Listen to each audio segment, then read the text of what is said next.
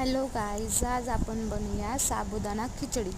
त्यासाठी आधी आपण गॅस पेटवून घेऊया व त्यावर कढई ठेवून घेऊ।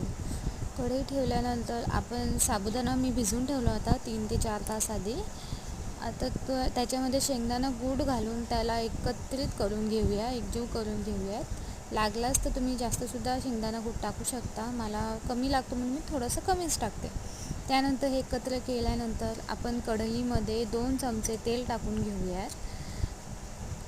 त्याच्यात तेल टाकून झाल्यानंतर तेल तापल्यानंतर आपण त्याच्यात जिरं टाकून घेऊयात। जिरं हे मला जास्तीत आवडल्या कारण प्रत्येक ह्याच्यात मी जिरंच टाकते आणि जिराने असं खूप चांगलं असं स्वाद येतो।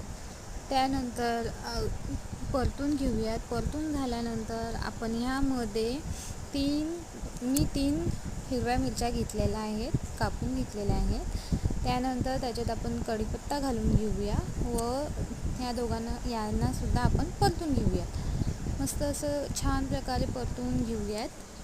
त्यानंतर यामध्ये आपण शेंगदाणा कूट मी थोडासा बाजूला ठेवला होता, तो शेंगदाणा कूट घालून घेऊयात व हे सुद्धा आपण चांगल्या प्रकारे परतून घेऊयात।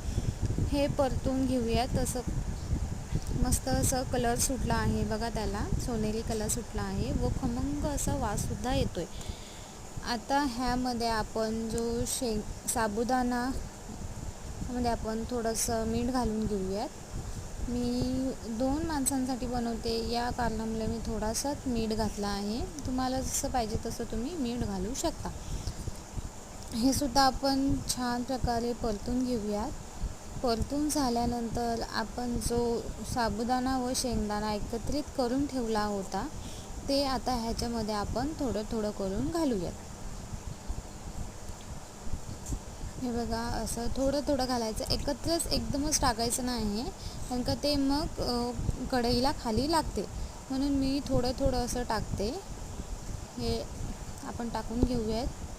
त्यानंतर हे सुद्धा आपण परतून घेऊयात। मी झाकण देऊन शिजवत नाही शेंगदाणा, मी असं उघडच ठेवते कारण का झाकण दिल्यानंतर मग ते एकदम चिकट होते। अशा प्रकारे जर तुम्ही खिचडी केली तर ती अजिबात चिकटणार नाही। यासाठी सबस्क्राईब